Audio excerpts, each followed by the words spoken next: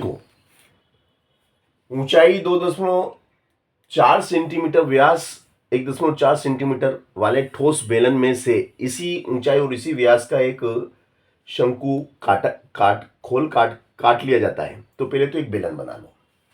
देखिएगा, ये आपने एक बेलन बनाया, ये आपका बेलन है ना, ये हमारा बेलन है भैया, ये हमारा बेलन है। अब इस बेलन में से क्या है कि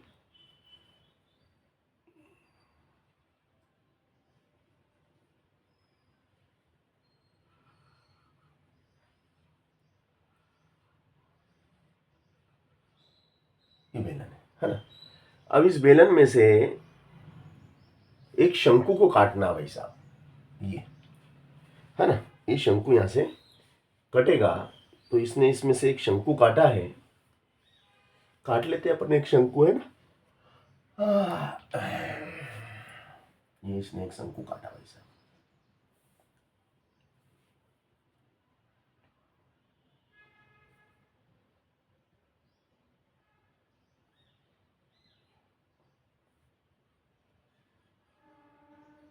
ये शंकु काटा है ना। देखो 3 शंकु दिख रहे हैं, अगर आपको ध्यान से देखो तो आप, एक शंकु ऊपर और एक ये और एक ये। इसलिए तो बेलन का आयतन, मतलब शंकु का आयतन बेलन के आयतन का 1/3 होता है। मतलब एक शंकु में से अधिकतम 3 शंकु काट सकते हैं आप, है ना।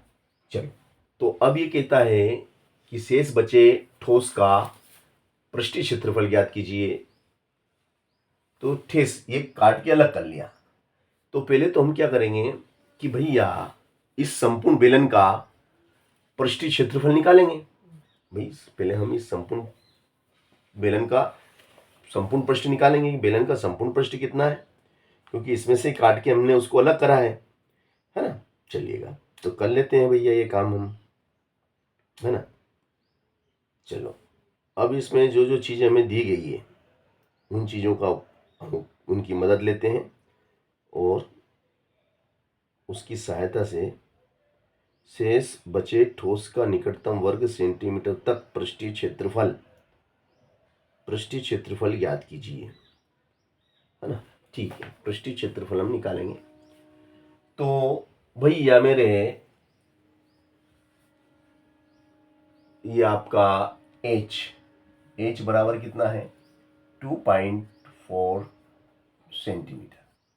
व्यास कितना है 1.4। तो 1.4 का आधा करेंगे तो 0.7 सेंटीमीटर। ठीक है ना, ये हिस्सा हो गया हमारा। अब बेलनाकार भाग का पृष्ठीय क्षेत्रफल प्लस शंकु का पृष्ठीय क्षेत्रफल प्लस प्लस आधार का क्षेत्रफल। ठीक है, चलो, तो यहाँ इसको लें अपन पाई आर 2πr।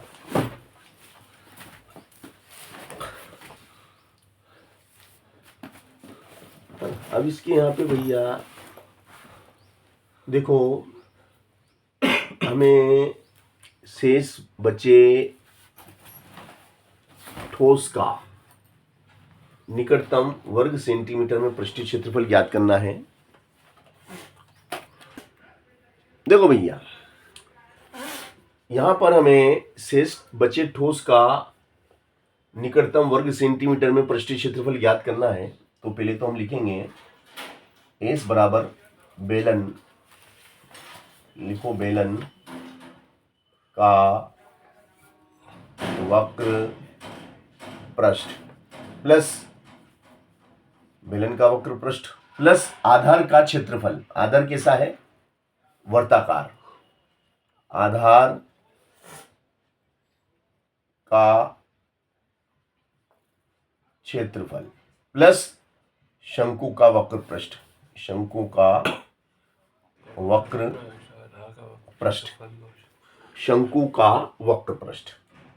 तो एस बराबर बेलन का वक्र पृष्ठ बोलो 2πrh। आधार कैसा है, वर्ताकार, तो वृत्त का क्षेत्रफल क्या हो जाएगा भाई साहब, पाई आर स्क्वायर, और बेलन का क्या हो जाएगा, पाई आर एल, पाई आर एल, और शंकु का, है ना, शंकु का पाई आर एल।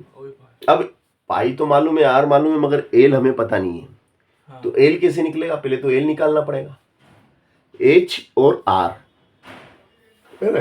तो देखो एल बराबर क्या होता है भाई साहब, under root R square plus H square. तो एल बराबर हो जाएगा, आर कितना बोलो तो, और 0.7 का स्क्वायर प्लस एच कितना है 2.4 का स्क्वायर। तो बोलो एल बराबर क्या हो जाएगा, 14,49 है ना, प्लस 576, है ना। 24 में 24 का करेंगे 576, 2 अंक बाद दशमलव, इसमें भी 2 अंक बाद दशमलव, इसमें भी। अभी जुड़ जाएगा तो 0.049 में जोड़ो 5.76, कितना हो गया, 15 का 5 हासिल लगाए, 11 ने 12 का 2 हासिल लगाए, 1 में 6, एल बराबर कितना हो गया 6.25, मतलब 625, और 625 का वर्गमूल हमें मालूम है 25, और दशमलव 1 अंक बाद आ जाएगा, तो एल का मान आ गया, एक अंक तो बढ़ा सकते हैं, एल का मान आ गया 2.5। चलो अब ये सभी मान इसमें पुट कर देंगे, तो ये सभी मान अब हम इसमें रखेंगे। 2 पाई का मान बोलो 22/7, एच बोलो 2.4 प्लस 22/7 और 0.7 का स्क्वायर प्लस 22.7, फिर 0.7, फिर आ गया आपका 2.5। ये आपका सवाल, यहां तक आगे, बिल्कुल आगे भैया। अब हम क्या करेंगे, देखिएगा बहुत सरल सवाल है और सरल तरीके से हो जाएगा, क्योंकि मुझे ऐसा लग रहा है कि सवाल में ज़्यादा दिक्कत हमें नहीं आएगा। क्यों सर? हाँ? आपने इस वाले में आर का मान नहीं लिखा, फर्स्ट वाले में लिखा नहीं? हाँ यार, आर खा गया रे, वो नहीं है, अभी सब राखोड़ा हो जाता, सब राखोड़ा हो जाता, मेहनत का सही क्रिया है। 22/7 0.7 इंटू 2.4, अभी सब राखोड़ा ही हो जाता, कोई बात नहीं, राखोड़ा होने से बच गया, बच ही गया।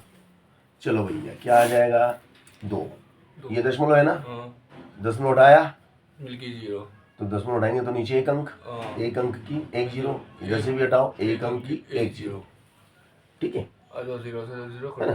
तो ये 7 से तो 7 करेंगे, और ये का मतलब है ना, और ये हो गया आपका भैया, क्या हो जाएगा ये 2 गुणित 22 गुणित 24, वो नीचे 100 प्लस, अब इधर आ जाओ, अब भैया इधर है 22, इसको 2 वाली को 0.7 वो नीचे 7 कर दिया, है ना। और देखो ये दशमलव हटाया, 1 अंक की 1 0, 1 अंक की 1 0, और ये 7 से ये 7 भी गया। चलो आगे चलते हैं, 22/7 0.7 2.5, तो देखो दशमलव हटाया 1 अंक की 1 0, इधर से भी हटाया 1 अंक की 1 0, और ये 7 से ये 7 गया, है ना।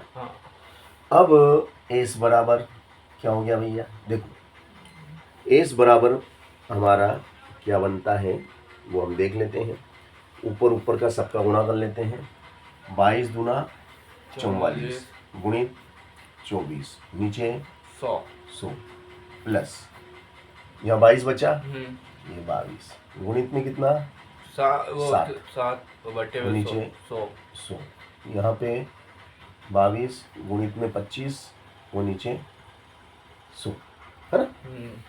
अब यहाँ तक तो हमारी कहानी आ गई, अब इनका गुणा कर करके अपने को इनके मान रखना पड़ेंगे, गुणा करने पड़ेंगे और इनके मान रखना पड़ेंगे हमें, ठीक है ना।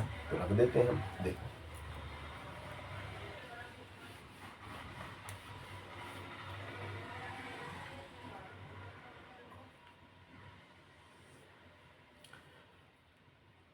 44, तो 24 में हम करेंगे 44 का गुणा।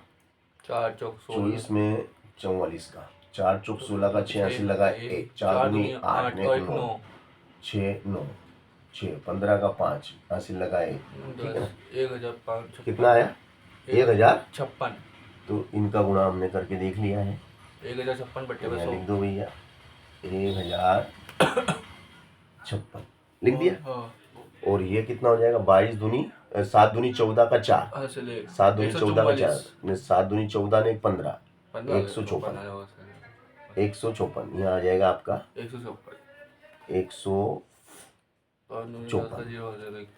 और ये देखो 25 दूना 50 की 0, 80 लगा 5, 25 दूना 50 और 5 55, 550 यहाँ लिख दो इसकी जगह 550। समझ गया ना? चलो ये सब हो गया। अभी को जोड़ेंगे। अब देखो एस बराबर क्या है कि भैया एस बराबर क्या है? 100 तो लघुत्तम कितना आ गया? 100। अब ये ऊपर वाले सब जुड़ जाएंगे।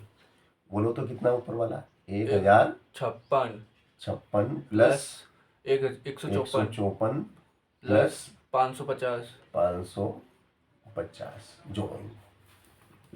तो देखो जोड़ते हैं अपन, 4 0 4 और 6 10 की 0, 80 लगा 1, है ना।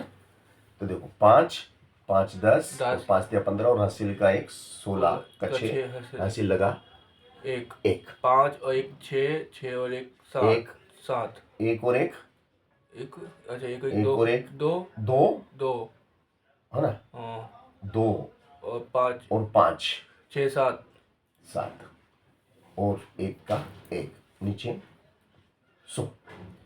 तो ये 0 से ये 0 गई। एस बराबर कितना? नीचे 10, तो 1 0 है ना, 1 0 तो 1 अंक बाद 10 इतने वर्ग सेंटीमीटर। 70। आप इसको ऐसे लिख सकते हैं, लगभग आप क्या कर सकते हैं? लगभग 18 भी लिख सकते हैं, 18 वर्ग सेंटीमीटर। 18 वर्ग सेंटीमीटर, क्योंकि दशमलव के बाद में 5 से बड़ा है ना, तो ये हटेगा तो इसको 1 देके जाएगा। तो देखो ये आएगी। तो सर अगर लगभग लिख देंगे तो भी सही जाएगा। तो भी सही है। 17.6 आ रहा है कि नहीं आ रहा? इसमें कहीं आ रहा है 17. आइए 60 है। हाँ वो तो 0 उसने लगा दिया, 17.6 आ गया कि नहीं आ गया? और उसमें लगभग 18 का रखा है आपके उसमें, पहले तो ये लिख दिया और नीचे 18 कर दिया कि लगभग 18 है ना। सवाल अच्छा।